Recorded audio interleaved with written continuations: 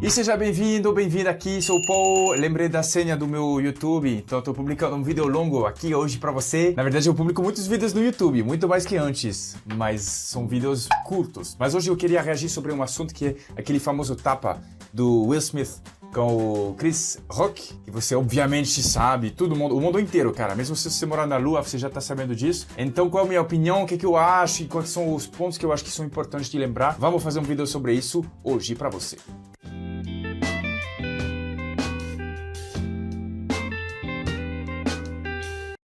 Então, rapidinho, resumir a situação, o Chris Rock, que estava apresentando o Oscar, ele fez uma piada sobre G.I. Jane. G.I. Jane é um filme no qual uma mulher calva tenta ingressar no exército norte-americano e ele fez essa piada falando assim: tô te esperando no G.I. Jane 2, a segunda versão do filme, falando sobre a esposa do Will Smith, porque ela tem essa doença. E o Will Smith se levantou e deu um tapão. Jada, I love you.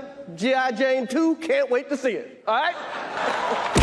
Oh, wow! Tem duas coisas. Primeiro, eu vi muito argumento assim: quero ver como Mark Tyson. Não, como você é burro. é um argumento muito burro, é uma coisa que me irrita. Parece a minha vizinha que tava falando assim, porque tinha som alto, né? Eles faziam som alto e eu tava reclamando. Só que um outro vizinho, que era uma casa de moleques, vamos dizer, com atividades profissionais duvidosas, tava fazendo o mesmo som alto. Aí ela falava: Você vem reclamar do meu som alto, mas eu nunca te vi lá na casa dos traficantes pra reclamar do som alto. e é um argumento muito baixo. Eu até falava pra ela: eu não vou nem conversar mais com uma pessoa tem uma mentalidade de quinta série assim, e aí eu até me mudei de casa. Esse argumento é idiota, mas da mesma forma, bater num comediante é uma coisa muito proibida, sabe? Eu concordo com esse cara Jim Carrey, que falou assim que ninguém tem o direito de se levantar, subir num palco para bater em alguém pelo motivo que ele pronunciou palavras. You know, you do not have the right to walk up on stage and smack somebody in the face because they said words. É errado, tá errado. E tá justificando a violência. É uma coisa errada, obviamente. Imagina se toda vez que agora a gente discorda com o que a pessoa fala, a gente se levanta e dá tapas pra pessoa. A gente tá regredindo a Idade Média, sabe? Agora que o cara também tenha perdido sabe, é um contexto emocional, o cara tá lá nos Oscar, já tá tenso, a gente pode entender que o cara erre também, sabe? Errar é humano, sabe? A gente tem o direito de cometer erros, cara, faz parte. A gente pede desculpa e a gente evolui. O problema é repetir os mesmos erros sempre. Mas eu não julgo o Will pelo fato de ter perdido o controle, pode acontecer, a gente pode cometer coisa errada. Ele pediu desculpa, isso é importante, Agora, bom, ele mostrou um exemplo que muita gente vai talvez normalizar, banalizar, não sei se replicar, tomara que não, velho, porque eu vou levar um monte de tapas, mas, assim, bom, faz parte, ele pediu desculpa e isso era importante. Não sei se o Chris Rock vai querer processar ele, eu acho que não, pelo que eu entendi, mas eu acho que ele tá processando a informação. Ele fez um show recentemente, ele tem uma turnê nos Estados Unidos e ele falou no início, assim, não tenho piada sobre esse evento, eu sei que todo mundo tá esperando, mas assim, ainda tô processando o evento. And I'm still kind of processing what happened, like...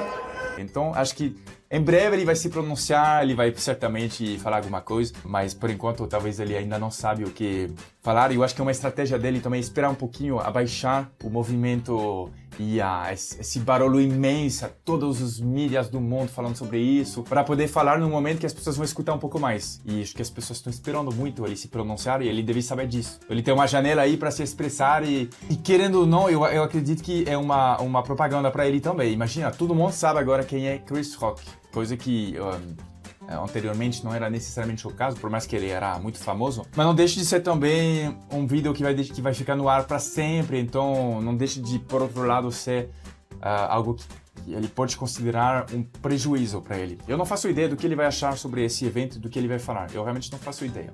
Bom, agora, sobre essa questão particularmente do limite do humor, isso eu queria falar porque eu acho que esse evento é uma oportunidade para falar sobre isso. Agora sou humorista, então eu tenho, assim, não sei se propriedade, qualquer pessoa tem propriedade para falar sobre esse tema, mas eu tenho um interesse, um envolvimento direto com esse assunto. Eu acho que tem sempre dois pontos de vista.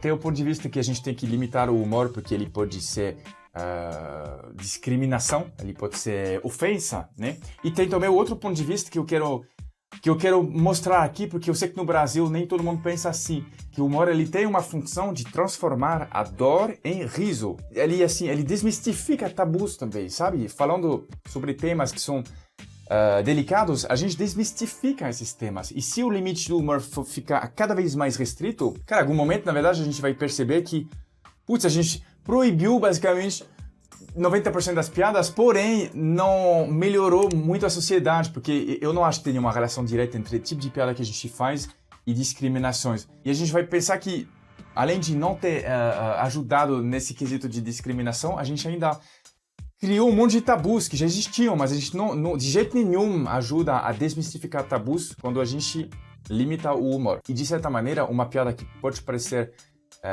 violenta, seja qual for a forma, ela também pode, se ela for feita de maneira inteligente, e é isso que vai ser o próximo ponto, mas ela ajuda a entender o absurdo, a mostrar o absurdo da situação e daquela violência, daquela discriminação, sabe? Então tem esse papel. E no Brasil, realmente, no continente também americano, porque norte-americano e sul-americano, tem pouco essa visão que na Europa tem. Na Europa é diferente. Você pode perceber que a maneira como as pessoas veem o humor, ela é um pouco diferente. E, de fato, aqui os limites do humor são mais restritos que na Europa. Isso eu percebo claramente, porque eu vivi nos dois continentes, sou francês, vivi 25 anos na França, ainda consumo conteúdo de humor na França, então eu vejo muito nitidamente a diferença. Agora, assim, eu queria falar que o que eu acho, assim, o mais certo é o seguinte, porque faz 10 anos que eu busco uma resposta sobre que é o limite certo do humor, e agora eu cheguei a uma resposta satisfatória. Quem falou o certo pra mim é esse humorista francês Desproges, dos anos 80, que falou assim, dá pra rir de tudo, porém não com todo mundo. Qual que é o sentido disso?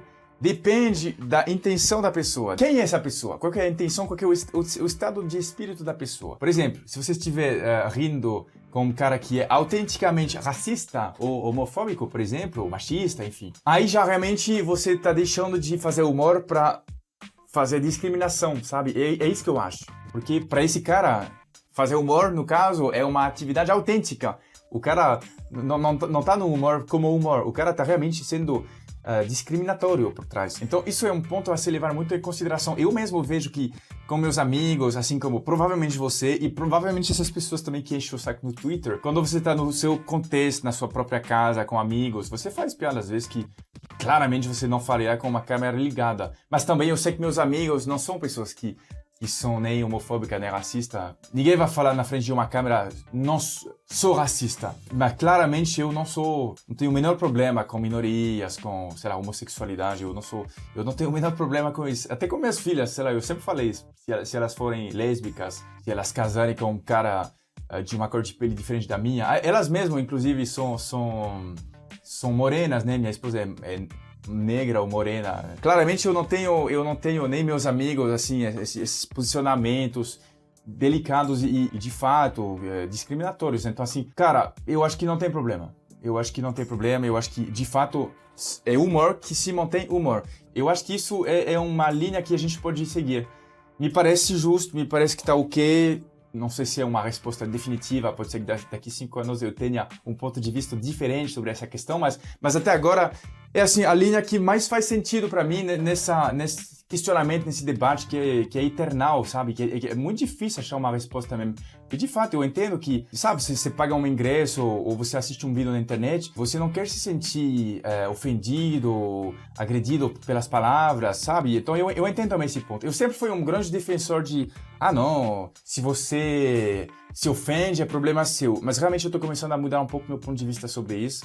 E eu acho que isso que eu falei é o que parece me fazer sentido para mim. Depende da pessoa com qual você tá fazendo o humor, depende da sua intenção, da intenção do grupo aí. Para resumir, depende se tem um respeito por trás ou não, sabe? E você tem que estar disposto a explicar, a se justificar. O problema é que tem gente que não entende muito bem e que tem gente que, de fato, vai além.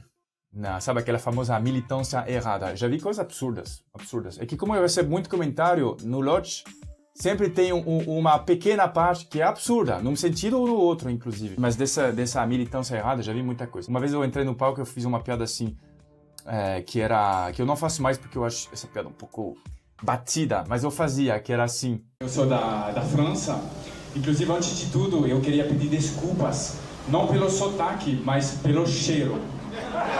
Referência ao fato que o francês não toma banho, e tem gente que se ofendeu. eu lembro de uma pessoa que se ofendeu. Cara, o francês não é um grupo, primeiro, que tradicionalmente é uma minoria, né? Que sofre discriminação, que sofre preconceito. E segundo, eu sou francês, então assim, eu faço isso com intenção de zoar, de contra-zoar uma zoeira brasileira, digamos. Então, assim, no ponto, eu acho que, no fato, eu acho que é muito além do ponto. Então, eu acho que esse comentário que essa mulher fez é muito exagerado, muito exagerado. E essas pessoas me bloqueiam ainda depois. Tem pessoas que me bloqueiam. Você é maluco, é? É ridículo. Mas enfim, o problema desse tipo de militância errada é que ele descredibiliza as outras formas de militância que são, sim, legítimas. Porque a gente sabe que tem uma homofobia descarada no Brasil, a gente sabe que, e assim, a gente tem, como sociedade, a gente tem que evoluir, sabe? Digo no Brasil, na França também, a gente tem que evoluir. Tem muitos pontos sobre os quais a gente, assim, vai evoluir e é bom. E quando as pessoas falam assim, mas agora é tudo frescura, nos anos 80 a gente podia rir de tudo, tudo bem, mas assim, por outro lado, no passado a gente podia possuir um escravo, sabe? Então, eu me distancio um pouco desse tipo de pensamento mesmo. Então, um último ponto que eu queria falar, que é também que como comediante é muito difícil nunca passar do limite. Isso eu quero dizer pra vocês, porque eu sou comediante agora, eu entendo o seguinte, as pessoas querem que você faça piadas, produza humor, certo? Para produzir humor, você tem que pensar além da caixa. Você não pode se limitar a visão e o olhar de todo mundo, das pessoas. Digo comuns no sentido não humoristas. Porque para construir uma piada você tem que ver algo que as outras pessoas não vê. Para isso você precisa pensar realmente fora da caixa. É como um brainstorming permanente assim. Você não pode se censurar. Você tem que realmente conectar a criatividade. E a criatividade às vezes ela te leva além do ponto. Às vezes. Então às vezes você vai sim fazer uma piada que passa do ponto, pode acontecer. E aí o certo é fazer o quê? Reconhecer, pedir desculpas, já aconteceu comigo também. E você tira a piada, você tira o post, você entende que você foi além do ponto e tudo. Mas também a galera tem que entender, você é humorista, às vezes vai acontecer, é inevitável. E aí você pede desculpa e os caras entendem. Se o pessoal quer te cancelar o tempo todo, isso também é muito chato, isso também é exagerado, isso também é meramente virar essa caça do cancelamento, de buscar o erro do outro para poder expressar esse ódio que está em si, sabe? É um tipo de catarse coletiva, sabe? A gente precisa odiar alguém, sabe? A gente precisa odiar alguém. Os discursos dos políticos são muito frequentemente baseados nisso, né? No ódio de alguém ou de algum grupo. E vira isso para os comediantes, para os influenciadores, né? A gente está buscando quem que vai ser a próxima vítima, sabe? Então, assim, isso é uma deriva, uma deviância muito grande da sociedade, a sociedade está virando muito doente com esse negócio de cancelamento. Mas é isso. Passei meu ponto de vista para vocês. Queria muito saber também a opinião de vocês em comentários. Eu sei que vocês são pessoas que têm geralmente um nível dos comentários muito alto. Eu sempre vejo comentários muito bem articulados de vocês, muito bem construídos, com um pensamento muito elaborado por trás. Eu fico muito feliz disso, cara. Eu tenho uma comunidade, no caso vocês, que é composto de pessoas inteligentes. Isso é um grande prazer como criador de conteúdo. E, aliás, também venha me ver no palco, né? Começa essa terça-feira, dia 5 de abril, minha turnê no Brasil. Primeiro em São Paulo, em abril, toda terça, na Paulista, no Teatro Eva Hertz, e depois no Brasil inteiro, a partir de maio. No Brasil inteiro, assim, não tem todas as cidades do Brasil, mas tem bastante, são capitais. Então, vai ser um grande prazer te ver lá, para ver se eu tô passando do ponto ou não no palco. Eu acho que não, mas sempre tem debate. É um debate eternal e a gente tem que respeitar as opiniões alheias. Voilà, se cuidam, inscreva-se aqui se você gosta desse canal. Forte abraço, até mais.